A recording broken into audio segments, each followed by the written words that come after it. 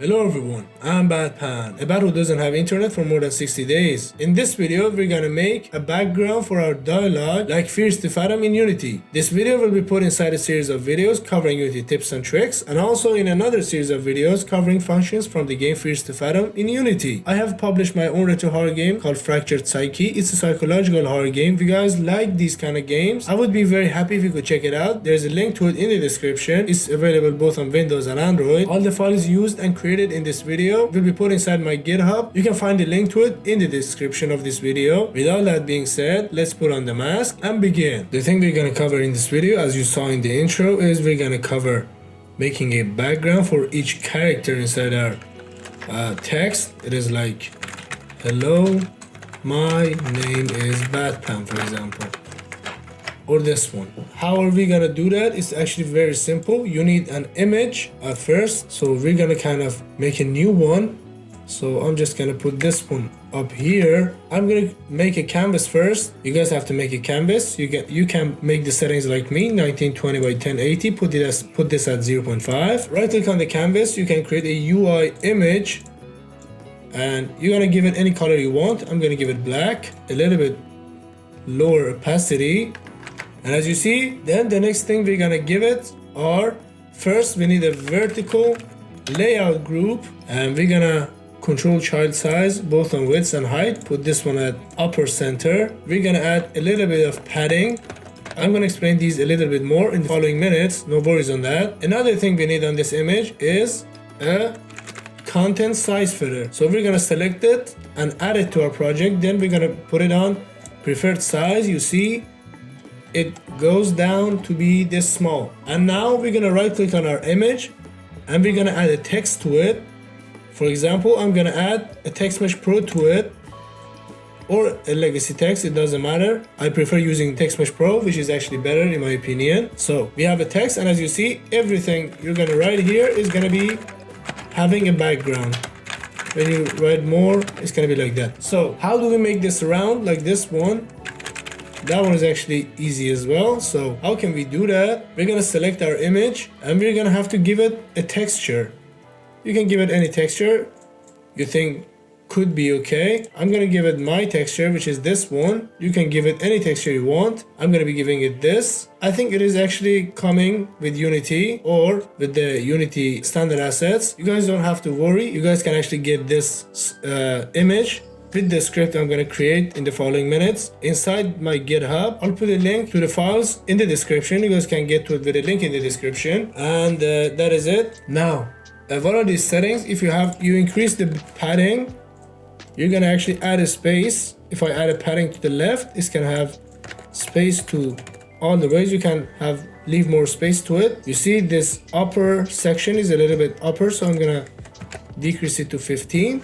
Now this value is an okay value for this. You can increase and decrease it to your liking. Now that it's selected, you can change this image's color if you want, I think, pink background or a black one. It doesn't matter. You can get any color you want. You can increase the opacity, decrease it. So how do we actually use it for an inside game scenario? I will call this one panel.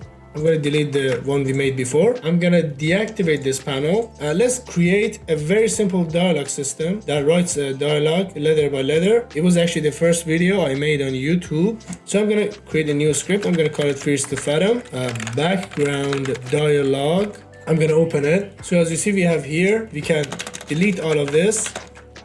So the things we need, if you guys want to better understand this method, you can watch that my first YouTube video. But don't worry, I'm gonna explain some basic stuff in here, which I think is actually enough if you want to understand how I'm doing this, because I'm gonna explain everything. So first, I need a reference to my text file. So I'm just gonna say public text mesh pro UGUI, since I'm using a text mesh pro. If you're using Unity's legacy text, you can say public text. If you can find it here, actually, if you can't find text here, you can this is up here. So when you type text, something's gonna be added up here called using unityengine.ui.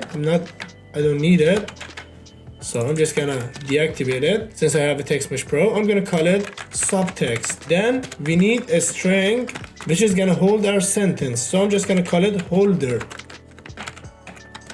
which is equal to empty. You guys don't have to do it, but I'm gonna, make it empty at the start. Then we need a float for the time it's gonna take to write each character, which I'll explain more in the following minutes. So private float, or you can make it public to change it outside the script. I'm gonna call it time, which is equal to 0. For example, 15.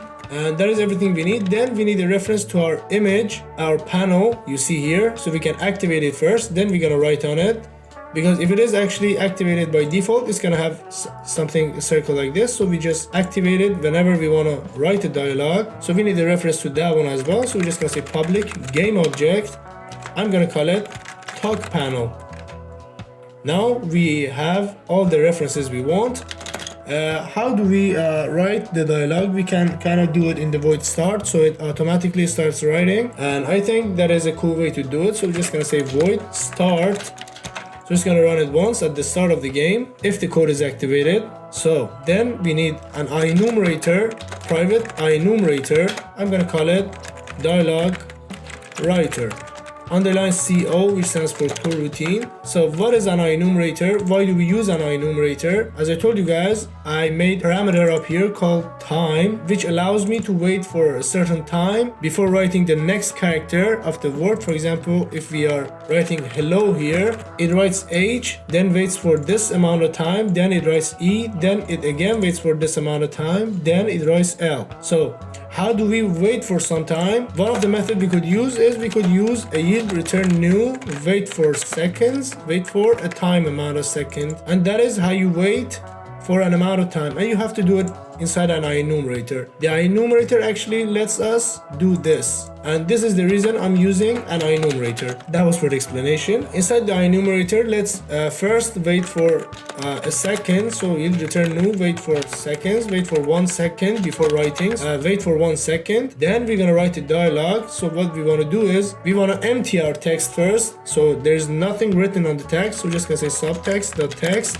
equal to empty. So we get our subtext, we get its text, and we empty it first. Then we write what we want to write on our holder. I'm gonna empty it up here. So what do we want to write? For example, we want to write hello, my name is Batpan, for example, or any sentence you wish. And then we want to activate our talk panel. Then we're gonna start writing. So first, let's activate our talk panel. Talk panel.setActive true. So we activate our talk panel, then we start typing. So let me just first write how we're gonna write it letter by letter, character by character. Then I'm gonna again explain it from the base of it. So let's say for each character called C in holder, we're gonna say subtext.text plus equals C. Then we're gonna yield return new, wait for seconds, wait for time, and then write it. So let me explain. So what it does is it gets inside our holder for each character. So for each of these HELL, I'm gonna name each one. Each time we're on, we're gonna call them C in this case. So we're gonna take H, we're gonna put it inside a container called character, and we're gonna call that container C. So this time C is actually H. And so we're just gonna say for each character inside this holder string, we're gonna come inside and we're gonna add it by 1 to our subtext. So if the first time it is inside this for each, it's gonna take the H, it's gonna write it here, then it's gonna wait for this amount of time we made up here, then it's gonna go back inside the for each. If there is another character, then it's gonna take it, for example E, it's gonna write it here, then it's gonna wait for this amount, and then it's gonna write L and more. That's what this, what these couple of lines do. And that is how to make a very simple dialogue system. The problem of this dialogue system, which is not related to this video, but I wanted to tell you guys, if you guys are gonna use this in your game, is that if you use wait for second and if your game's FPS drops, it's gonna take more time. And a fix I think I have found for it would be using wait for seconds real time. So it doesn't care about your game's frame or anything, and it's just gonna do it no matter your game's FPS. I haven't tested out this method. This actually I think works, but you guys can actually test yourself. This was just one thing I had to tell you guys as I have found out recently. So yeah, that is it. So let's just call this one in our void start. So we're just gonna say start coroutine dialog writer co. Calling an enumerator is not just like a normal void, you have to put it inside the start coroutine. So inside our void start, we call our dialog coroutine, we wait 1 second, then we just write, hello, my name is Batman. We can go ahead and check this out. So I have to give my script to an object. I'm gonna select my main camera here, but I highly recommend you make a new game object if you're actually gonna use it in your game. So I'm just gonna put it here. It needs a subtext, which is our, let me just activate it first. It needs a subtext, which is our text here. We can just give it. Then it needs a talk panel, which is our image. And by default, I'm gonna deactivate my panel and I'm gonna empty my text.